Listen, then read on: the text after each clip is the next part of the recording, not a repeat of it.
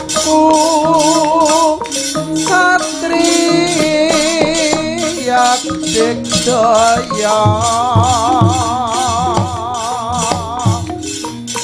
barang mati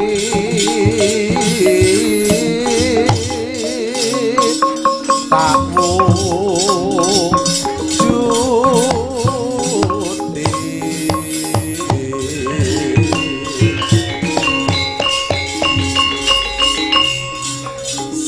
aku jroning ati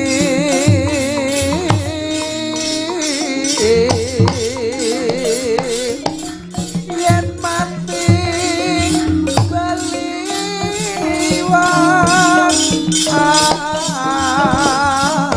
aku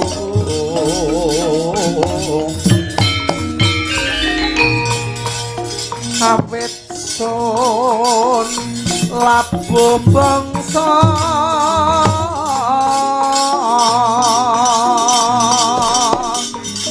hanjrah aruh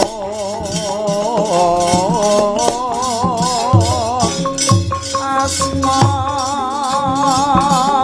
reki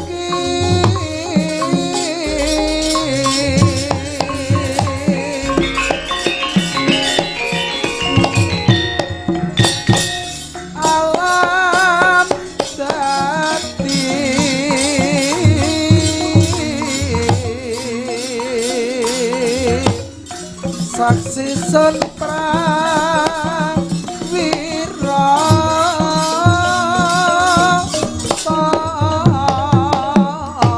hi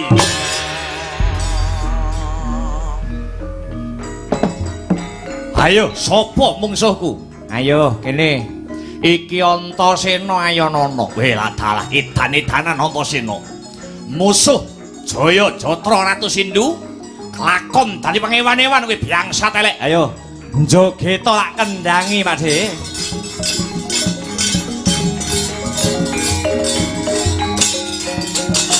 Ah. Ah.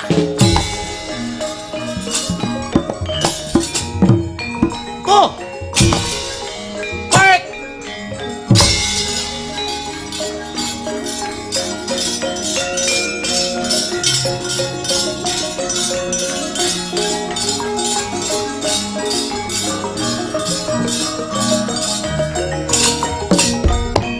Antasena, mundura kowe sing kudune sumingkir. Kurawa rasah melu celeng boloten kebo latengen. Mbuh, ora idep. Ora gelem sumingkir, kelakon. Dadi gotongan Antasena. Ayo maju ngejak pirang drak ladeni kowe. Bagus. Tak. Wah. Ah.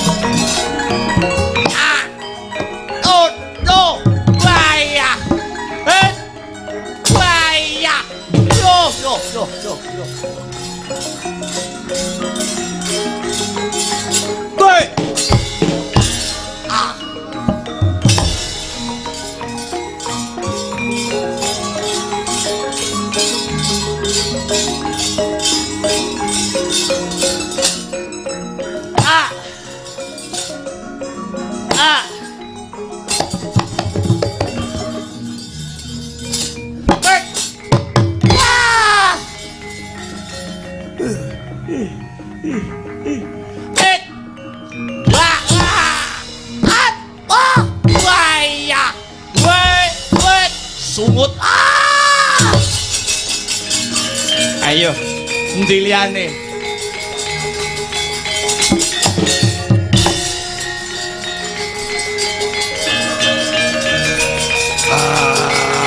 Ayo, adepono Raden Brajadanta.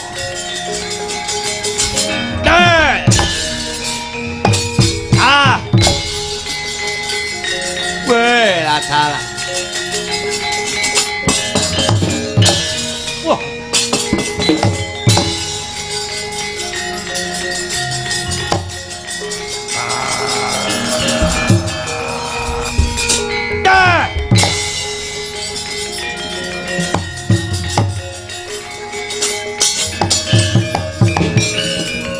Sumangkah anggros sumbar lindhu bumi kunjing kumaludo guntur ketuk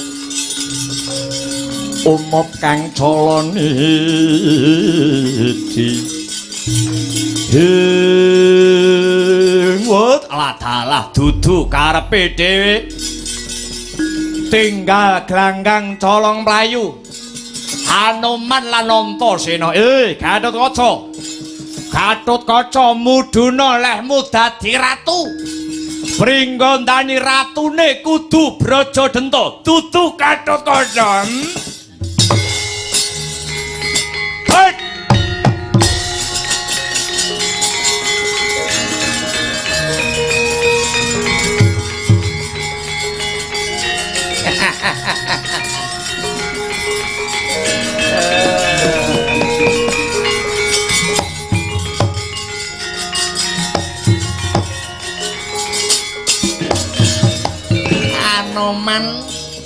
Anoman lan Antasena ora wani ngadepi Brajadanta ya. Ngger Brajadanta, aja cilik atimu. Pamanmu Sengkuni sing ning mburimu. Tak dombani saka kadohan, Ngger. Patenana Gatotkaca tak pendhawane pisan.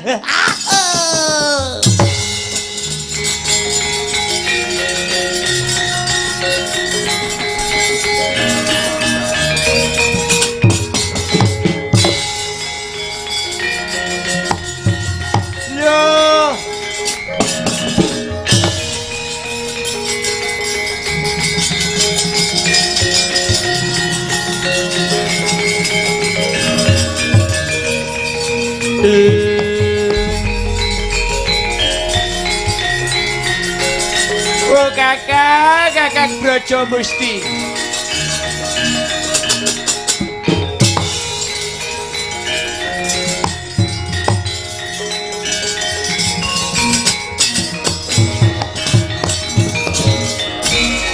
Mangan njur laku ning angin gugur agraning rega. Guru gurnita kagiri-giri ing ala bendana mlayu-mlayu gawe kaget ana apa? Ora Kakang Brajamusti ketiwasan yo Kang. Kakang Brajadanta ora karenan penggalihe babakan Gatotkaca arep pinilih dadi ratu. Malah saiki Kakang Brajadanta bakal merang kampuh jingga gajah gelar bondan kang tanpa payung. Iya jagat Dewa Bathara, pasisaning Bathara jagat. Kamangka Kakang Brajadanta biyen wis nyarujuki kalamun Gatotkaca kang dadi ratu. Sajake Kakang Brajadanta milik nggendong lali. Ya ta ya kala bentana piye Kakang? Aku tak sowan ning Pringgondani. Aku bakal sowan Pringgondani. Perkara iki bakal tak aturne Kakang Mbok Arimbi. Ya sing ati-ati yo Kang.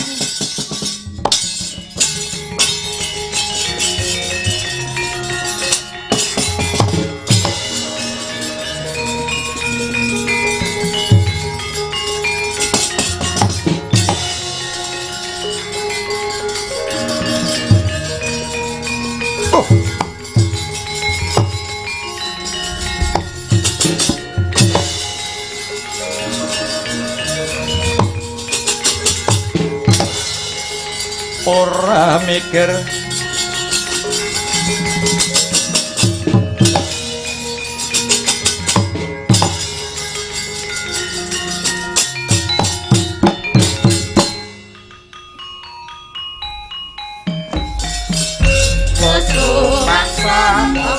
Saka kunjang gandeng ing alam donya pramanungsa punjri pranara alam ati paring pidana saking padha ora rumangsa yen wis rusak alam agesak sira aja padha sembrono kabeh ngono kasayang sukma mula aja padha sembrono supaya tenan atuh citra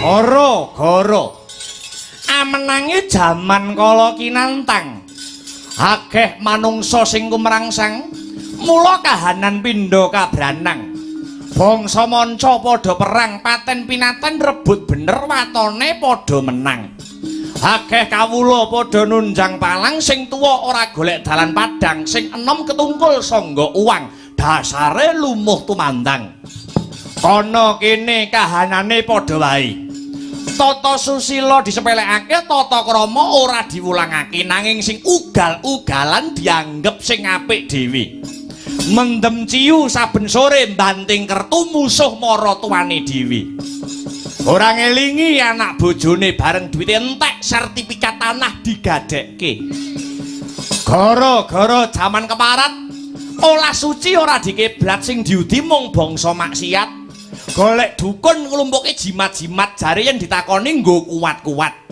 maido marang kuasane sing gawe jagat gegaran niat jahat bentang munggah pangkat lan entuk tambah derajat pamriye golek nikmat sing tanpa ragat wong wadon mlumpat kawat wong lanang mabuk hormat wolak-walike jaman ngancik gara-gara jaman anyar mana susah dadi bingar pikir ruwet dadi lejar ketitik wayang purwa saya ngrembaka mangkono wijiling pangandika mangsa ngancik mangsa kasanga medhaling repat purkawan kadi tirta kencana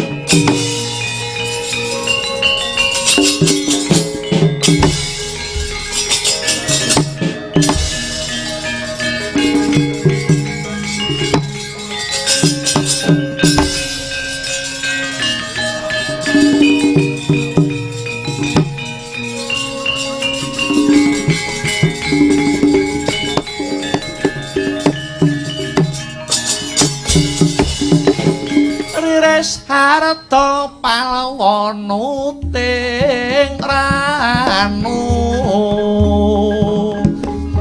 Resik karsane ekayo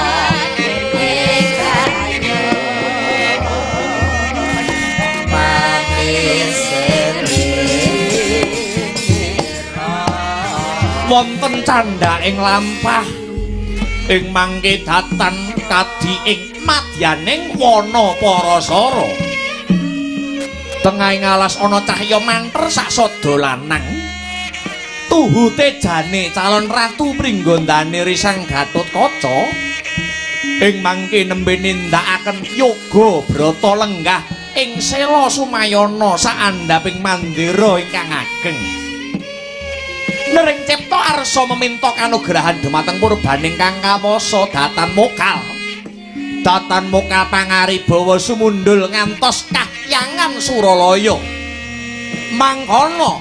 mangkono praptaning Hyang Narada mrepeki kang Yoga Brata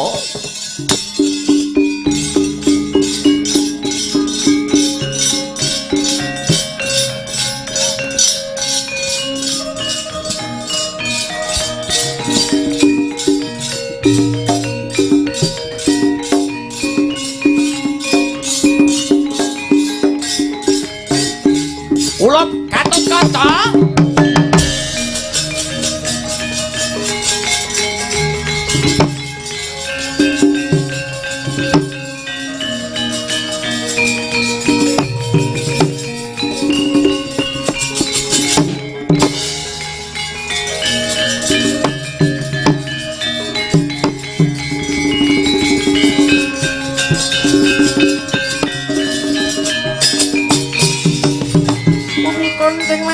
kelap katon lerken sanging alis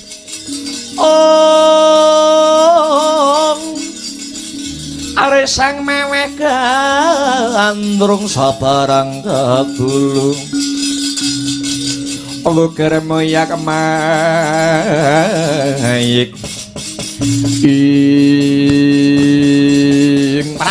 Prangendong pak wong buk bolong kali codhe ngentani line ayo kagiat rasa kita Gatotkaca pun nulun kang jogara kanggon kita tapa brata kejawi saking mriku duh pukulun Narada wonten wigatos ingkang pundi dene paduka pukulun hanggigah anggen kula semedi maladi hening kawruhan ana Gatotkaca marmani ulun jogara kanggon kita semedi kroning dina samangka kayangan Suralaya lagi kabantu ing gara-gara bareng ulun teliti sumbering gara-gara disebabake rong perkara siji pangaribawane sira kulup Gatotkaca kang nedeng yoga brata angka loro pangaribawane pendhita buta kang samengko uga lagi tapa brata mapan ana repat kepanasan Gatotkaca apa kang dadi niatmu nganti nindake semedi tapa brata kang kaya mengene ngerek Gatotkaca Eyang Bukulun kula namung nyuwun pituduhing Gusti awit kula badhe kawisuda jumeneng ratu mapan ing negari Pringgondani menawi Gusti ngijabahi panjenengan kula mestinipun kemawon Gusti badhe paring sarana anggenipun paring kanugrahan ingkang wujudipun ilmu babakan kaprajan. Sajake sing ndok suwun babakan kawruh kaprajan iki ana gandeng cenenge kelawan pendhita buta kang nedeng tapa brata. Punapa saestu mekaten Bukulun ya? Maracoba munggah kayangan. Babakan pendhita kang nedeng tapa brata repat kepanasan. Suwunana babaken kawruh kaprajan sendika ngestuaken dawuh Bukulun. Sikra kang bawa kumingel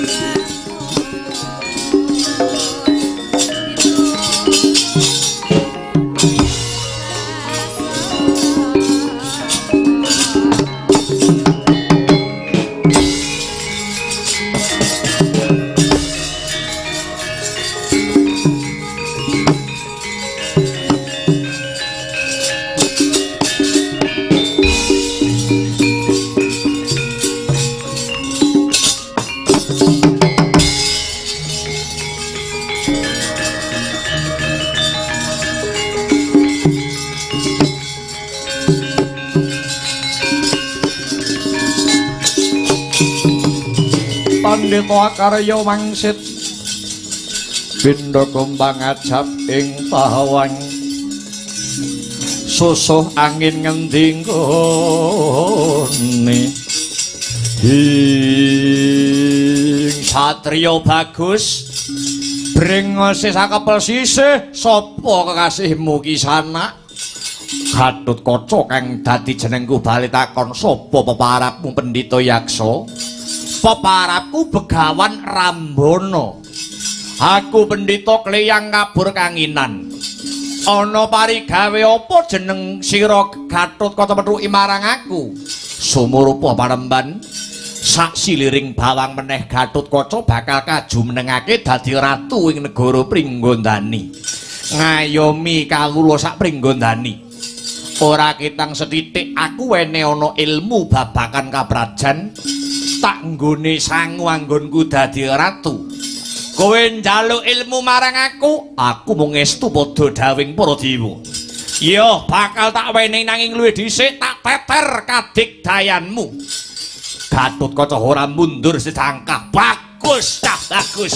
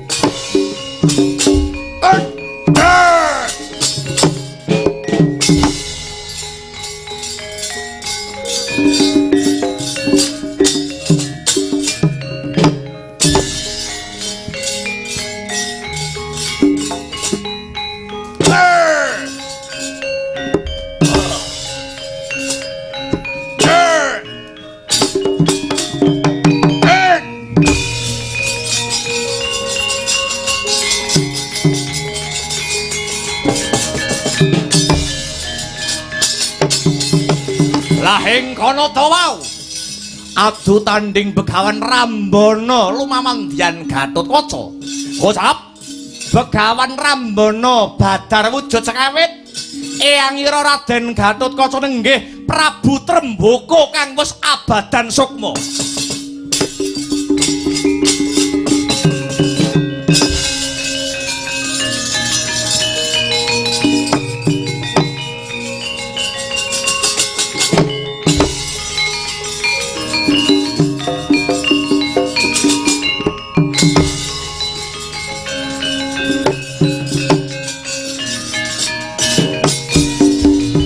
kula putraning sun sira iku wis wanci pisah lan jeneng ing wang ing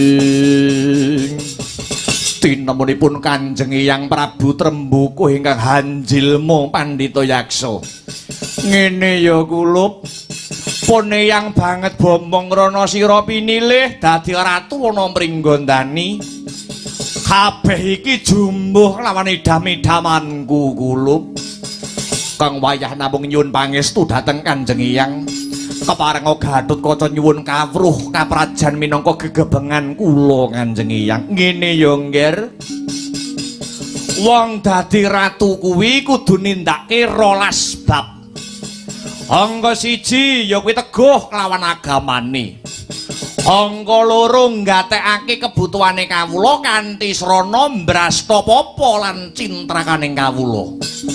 Angka 3 cedhak lawan wong pinter, aja pekewuh hanggayuh wimbuing kawruh lan ngudi marang indaking ilmi. Angka 4 ngajeni marang panemune liyan sarta menggalih panemu mau kanthi sarana sarasehan. Angka 5 ngayomana prakawula utamane para wanita. Awit wanita mau dudu barang dolanan ya nggih. Angka 6 nengenake kebutuhan ning bebrayan kanthi hambangun papan pangibadah, mbangun papan pawiyatan, mbangun panti usada lan hambangun pasar kang sarta dalan ya nggih. Angka 4 ngedahana wicara lamis, awit wicara lamis bisa netelke kawibawan. Angka 5 aja gampang nibake pandakwa tanpa bukti kang nyata. Sabanjure angka 9 ora gampang percaya ujare kandha kang tanpa panaliti ya kulup. Angka 10 aja gampang nganak mas marang Narapraja lan kawula sebab adaan nganak mas iku sok keladuk sembrono kepara wani nyatut asma kinarya gada. Angka 11 aja dak sia marang sapadha hukum kelawan ganjar kudu lumaku padha. Dene kang pungkasan angka 12 kulina ngunjara nafsu kang kurang prayoga seneng tapa demena prihatin ngedohi marang watak Dursila ya nggih. Nggih Kanjeng Eyang sarawaca pangandika paduka badhe kula estakaken gandeng pun Eyang wis marem ketemu kelawan sira Gatotkaca uga wis ngetrok tularke kawruhku marang sira hingga bali ana pringgondani ya kulup selak dianti-anti kelawan para pepunden pun Eyang nyuwun pamit iringen kanthi donga kang kandhas ing batinmu kanthi maca umul kitab karben gangsar anggonipun Eyang ngadhep marang Gusti ya kulup ngestakaken dawuh Kanjeng Eyang.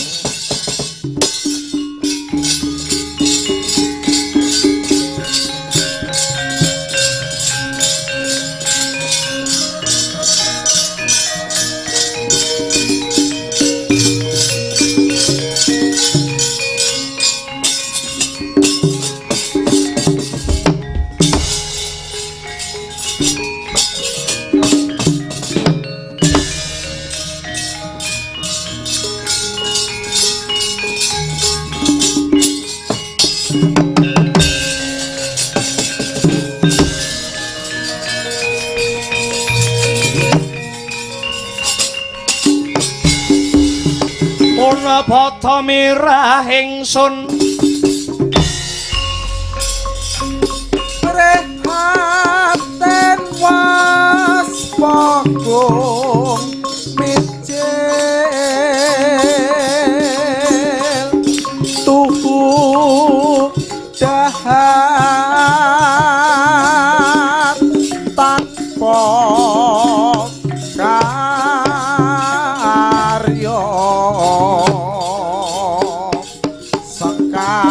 rina makan Gusti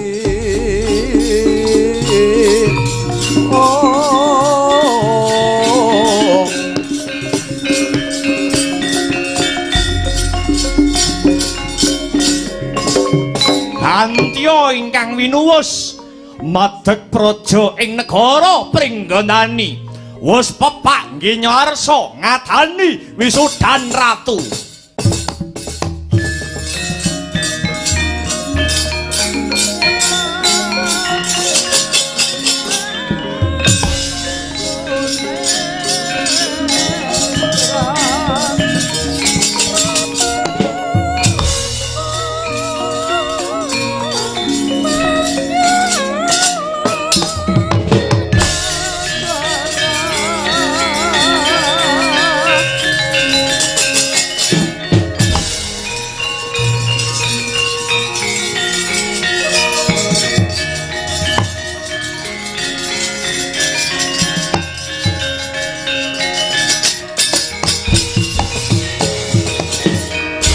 Ratune Ratu Utama patihe patih linu suwe Gatotkaca kula wonten dawuh Kanjeng Hyang Prabu Mangsahpati dina iki nyuwuna pangestu karo ibumu Arimbi lan ramamu Werkudara lenggah dampar keprabon Pringgondani pun kaki kang bakal ngepiyake kulup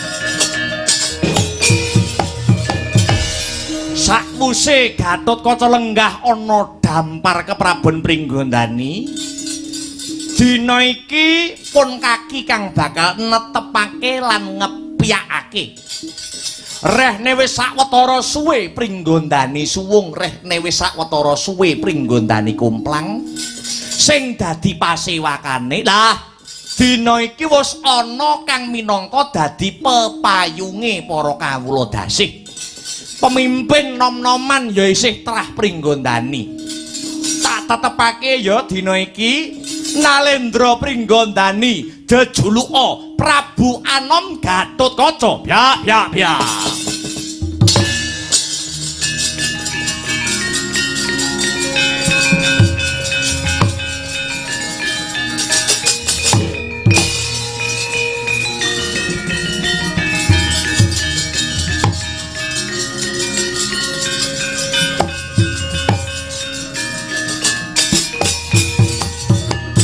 oh ya ngaturaken ketiwasan sak menika Kakang Brajadenta Merong Kampuh Jingga mbalela mboten trimah menawi namung dados patih kepara purun wangsul dhateng Pringgondani menawi Kakang Brajadenta ingkang dados ratu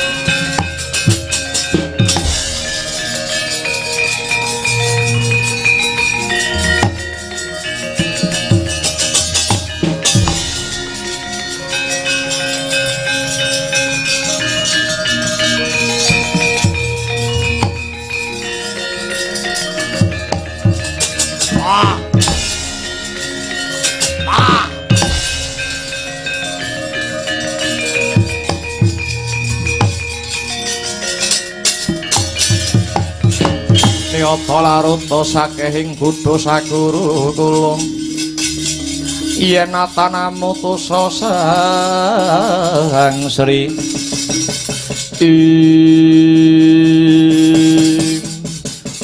punika Kakang Mbok Arimbi ingkang mrepeki Brajadenta iya Brajadenta mulane aku methuki Brajadenta mapan ana ngalun-alun amarga selak ora kuat nggonku ngrungokake palapore Brajamusti.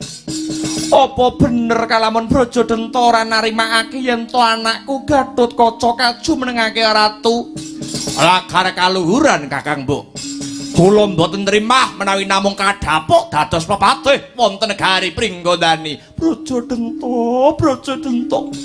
Kok becik timen pikiranmu? Wingi-wingi kowe ewuh apa? Bareng iki wis wisudan lah kok dadak ana babak hanglayone jujul hanusuli. Kurang apa anggonku padha momong sedulure Brajadenta. Aku ngrumangsani sedulur metu wedok ora majipi tumrap kelungguhan Pringgondani. Mongko kowe biyen ya wis tak kongkon nyekel pemerintahan neruske swargi Kakang Arimba. Nanging wangsulanmu jare kowe ora kuwagang dadi ratu. Malah saka panjalukmu dhewe supaya tetuka sing didapuk dadi ratu. Bareng kabeh wis sarujuk, kowe saiki malah mbalela mentahke rembug sing wis maton. Luwih-luwih Braja Musti palapore padha dimirengke para sesepuh. Kaya ngapa sumerpeting panonku mergo ngempet rasa isinku. Para sepuh sing ora ngerti sejarah dikira aku jarah rayah pelungguhan Pringgondani Brajadenta. Kakang Mbok ora perlu izin. Kakang Mbok ora perlu izin. Kowe ora perlu izin. Pancen nyatane ya kaya ngono kuwi. Kowe wis sekuton karo Pandhawa ngrebut panguwasa Pringgondani saka tanganku. Ya ngono apa ora? Mung merga kowe ngeboti anakmu dhewe nganti mentala nempuh dalan sing ora bener. Mula saka kuwi Mbak Yu Arimbi ora usah dadak nganggo tembung isin. Akon ana wae. Senadyan ayu rupamu ning atimu tetep butuh tobat.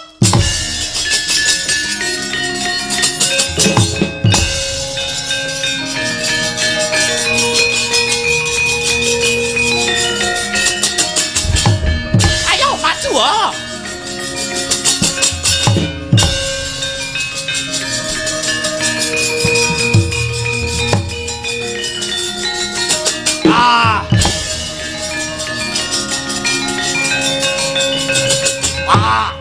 Ayo ngantem-mu. Terus kakangmu.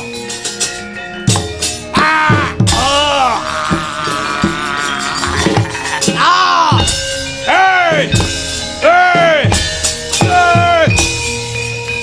Hi! Oh! Hi! Oh, hi, oh, hi, oh, hi, oh. Hey!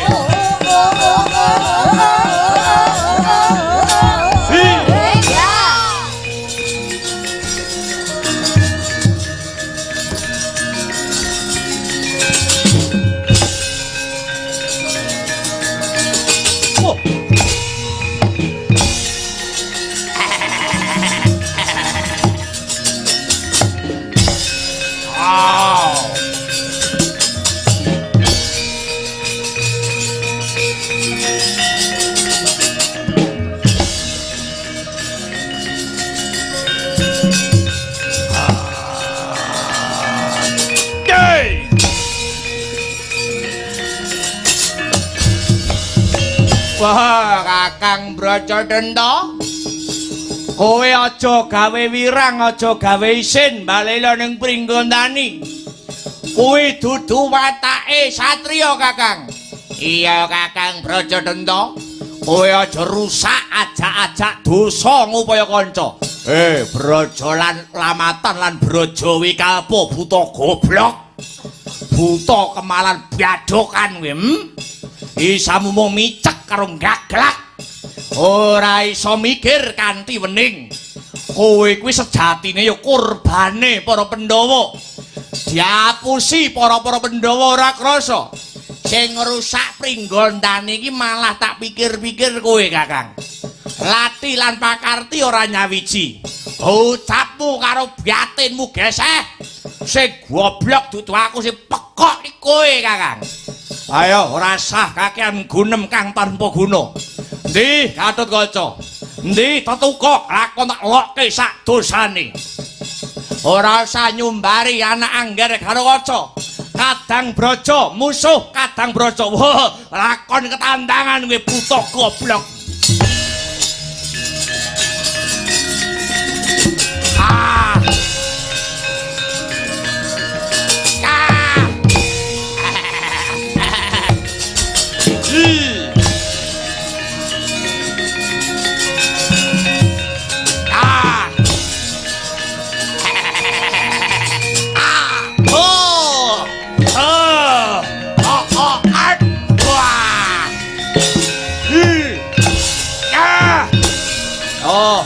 Lihat nih.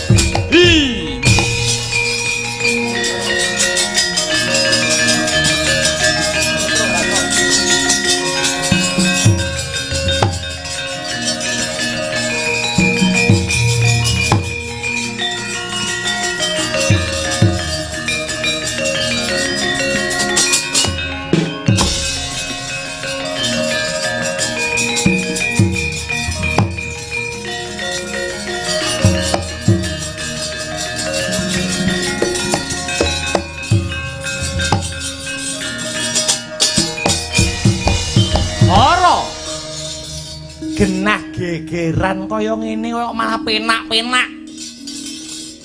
Sing perang kae sapa? Arimbi musuh Brajadenta. Arimbi kae apamu? Arimbi kae bojoku. Lah iya to.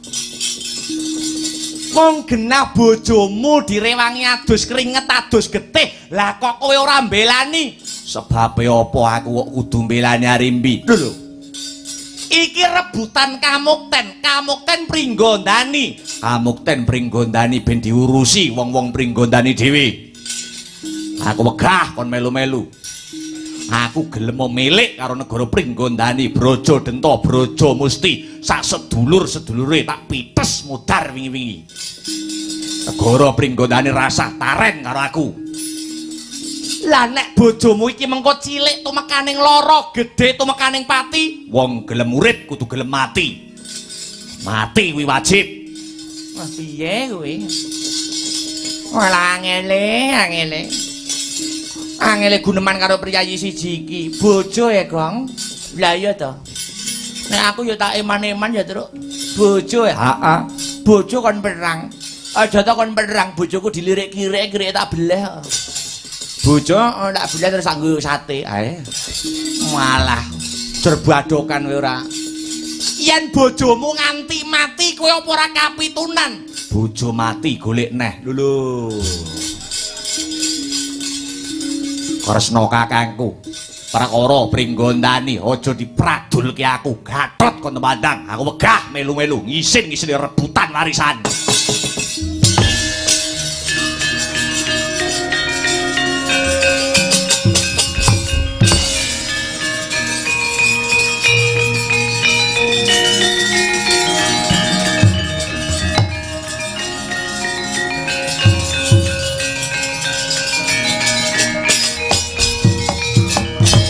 Petro, dalem ndara.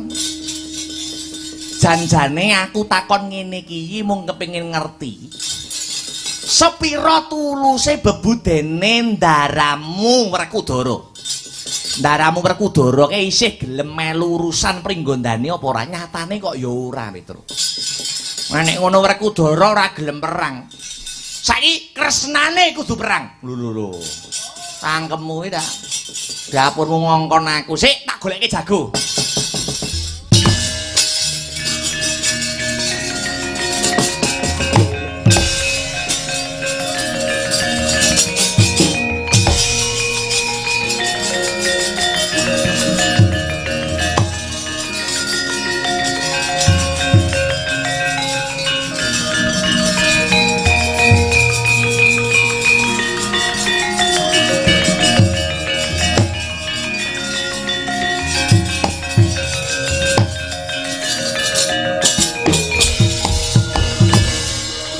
Jebul dadi ratu ki penak ya.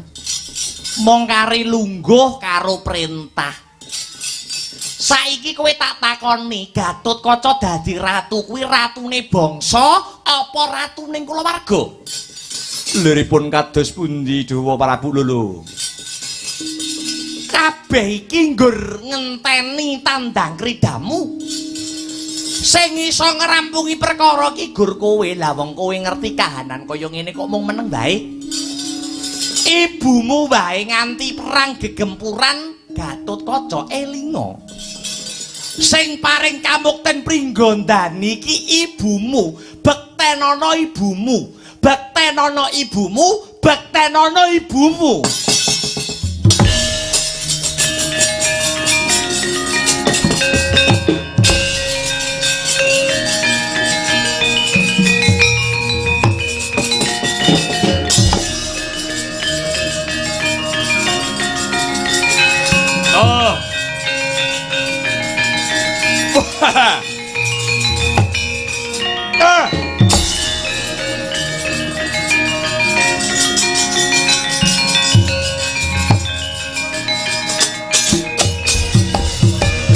Aretaning satriya linowe kang mardi mring kautaman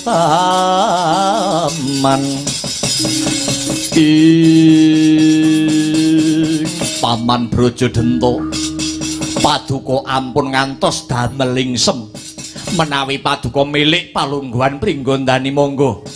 Monggo sak mangke Pringgondani sawetahipun kula borongaken Paman Brajadenta.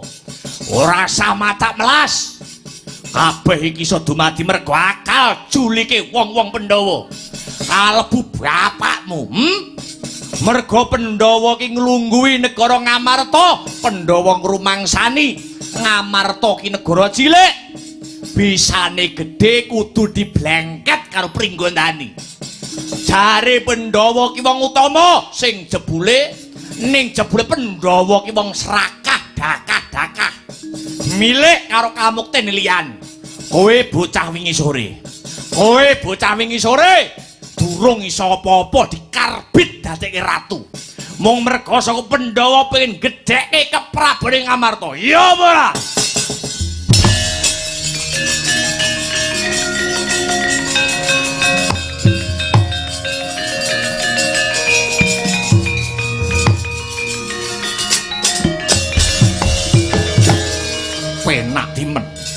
Penak timen leh mengucap ora watak pepunden Pandhawa edan marang kulungguhan.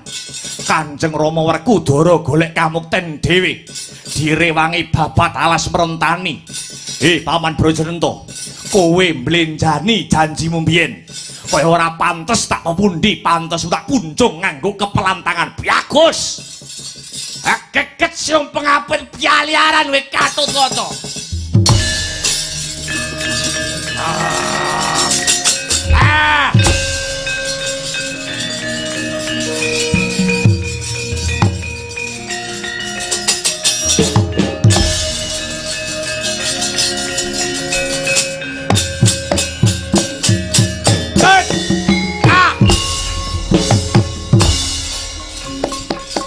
Pantapaya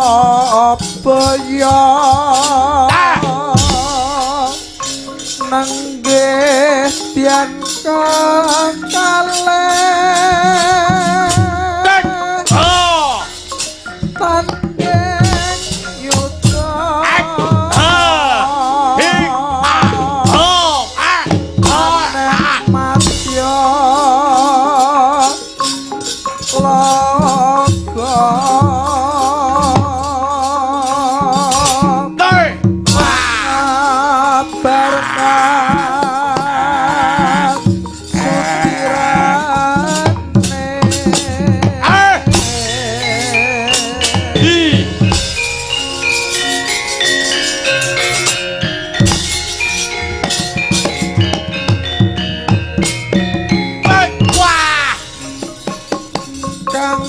samya magot pupo satria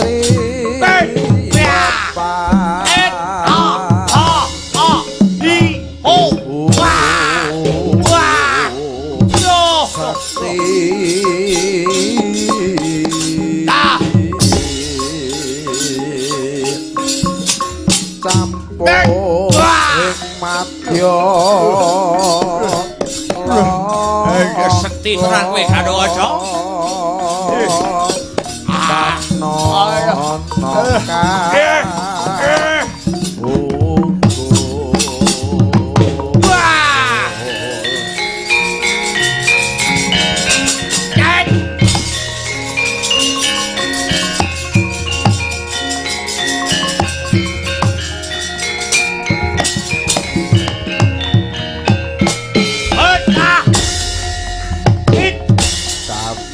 Jayan kanuragan kasantikan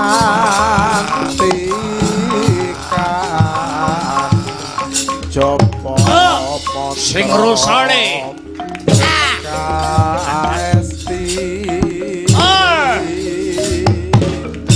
prawira ayo sing rusa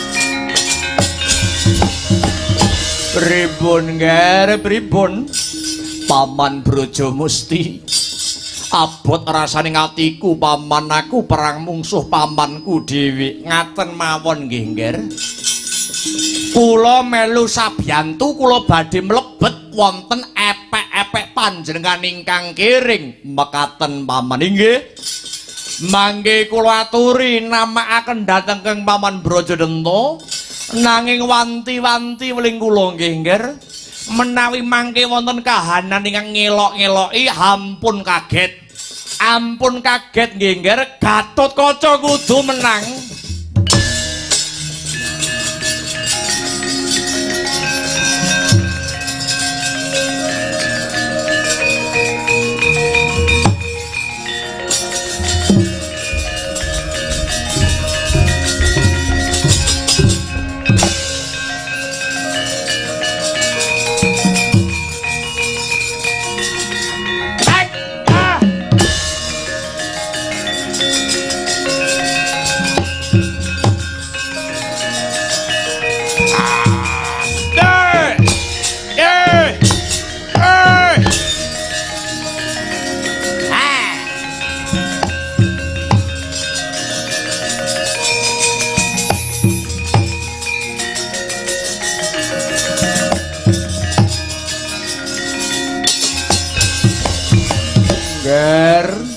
Brajadenta aku bapakmu Tremboko kang wis abadan sukma kudune aku wis mesem guyu ana swarga amarga wis nyekseni Gatotkaca jumeneng ratu ning bareng nyumurupi polahe Brajadenta kang kaya mangkono tetela nyandet-nyandeti nggonepun Rama manjing swarga langgeng Brajadenta kowe lali karo ucapmu yen kowe tetep puguh bakal mbalela kepengin dadi ratu padha karo Brajadenta nyengkake bapakmu iki mlebu ning neraka jahanam Brajadenta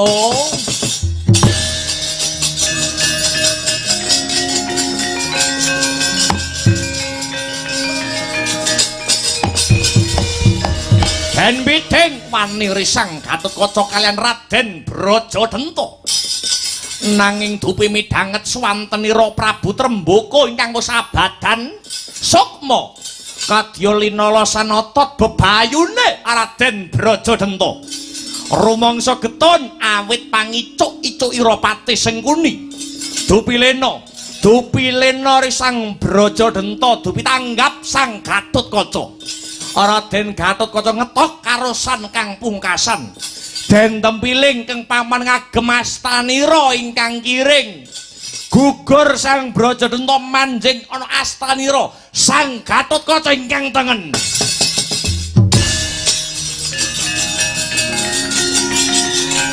ayo tampo ayo sambap kowe Gatotkaca ayo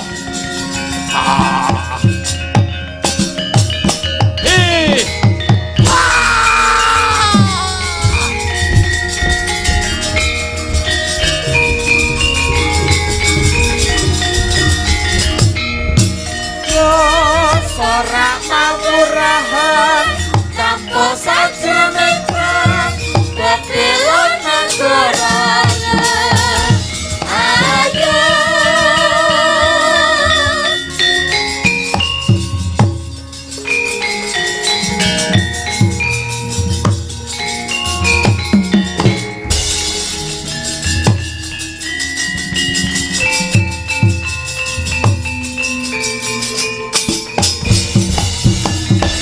Gatotkaca aku pamanmu Brajadenta kang wis abadan sukma kulub ing tata gelar kowe mateni aku nanging sejatine pun paman wis marem kulub pun paman wis marem dene duweni ponakan kang duweni kasekten kang linuwih pun paman Brajadenta titip negara Pringgondani ya nggih kawulamu negara Pringgondani padha ayangana Aku Braja Musti pamanmu Kulup. Manjing ana tanganmu kang kiwa, aku manjing ana tanganmu kang tengen. Dadya sarana piyandelmu, dadya sarana kekuatanmu. Lamun besok Gatotkaca ngadepi mungsuh, ya kuwi kang ingaranan Haji Brajadenta Braja Musti.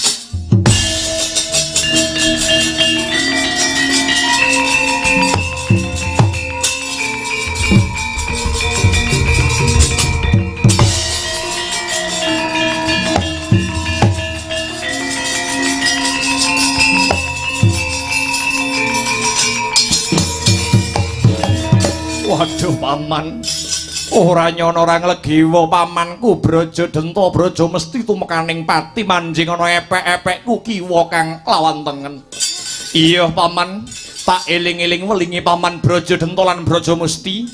Kasekten kang wujude aji-aji Brajadenta lan Braja Musti. Dadya sarana memayu hayuning bawana njejekake lakuning adil kang sarta ngayomi kawula sak negara Pringgondani. Muga-muga bisa nyembuh guyub lan rukun para bebrayan Pringgondani ya paman. Semuanya apa ngumpul Kuya guyub Milang ngerti Rapa ranta Raton sigra Singagaan Kopi rokok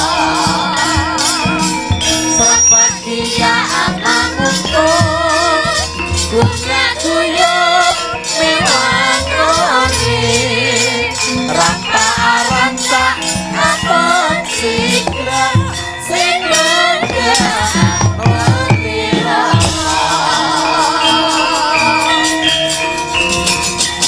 Engkeh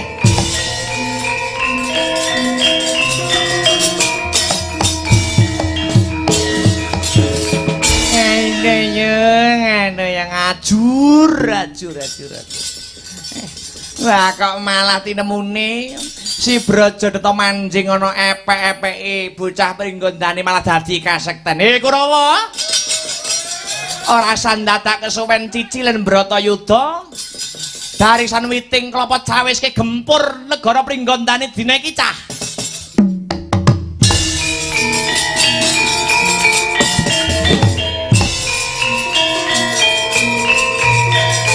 Ha ha hi.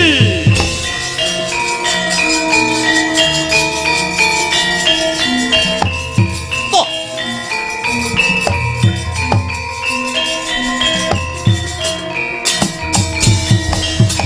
Wareku dere Kakang Kartowarma. Lakon rangsang Balwarti tampanono. Oh.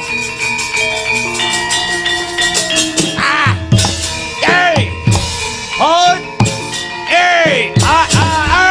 Yo!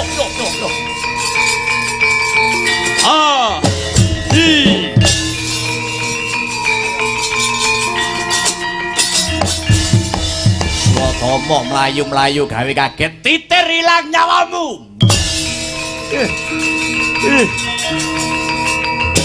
Hey!